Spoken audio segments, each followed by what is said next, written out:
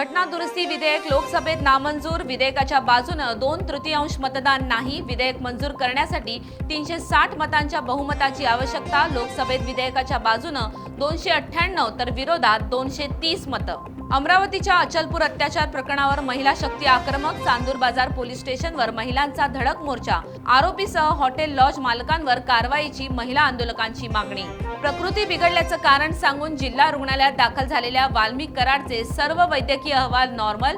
त्याची पुन्हा कारागृहात रवानगी। कराडने पोटदुखीचा त्रास होत असल्याची केली होती तक्रार। पनवेलमधल्या कळंबोलीमध्ये आयोजित रॉयल स्टॅग लाईव्ह कॉन्सर्टला स्थानिक नागरिक आणि महिलांकडून तीव्र विरोध। कळंबोली नशामुक्त राहावी यासाठी कॉन्सर्टला परवानगी देऊ नका, महिलांची मागणी। नाशिकच्या आयटी कंपनीतील धर्मांतरण आणि महिला कर्मचाऱ्यांचं लैंगिक शोषण प्रकरणी आरोपी शफी शेख आणि रजा मेमनला एटीएसनं घेतलं ताब्यात। एटीएस करणार आरोपींची चौकशी।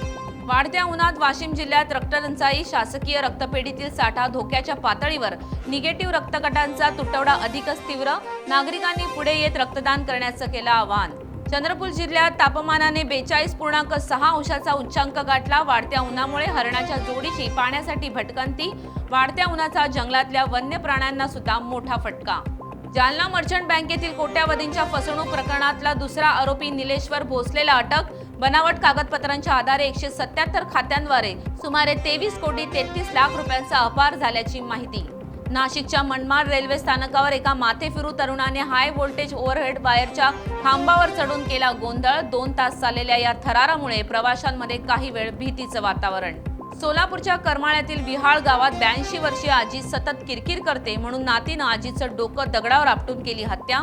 42 वर्ष मनीषा लवंगेरेला पोलिसांनी केली अटक। अंबरनाथमध्ये बियर पाजण्यास नकार दिल्याने मित्रानेच मित्राला केली बेदम मारहाण। या मारहाणीचा सर्व थरार सीसीटीव्ही कॅमेऱ्यात कैद।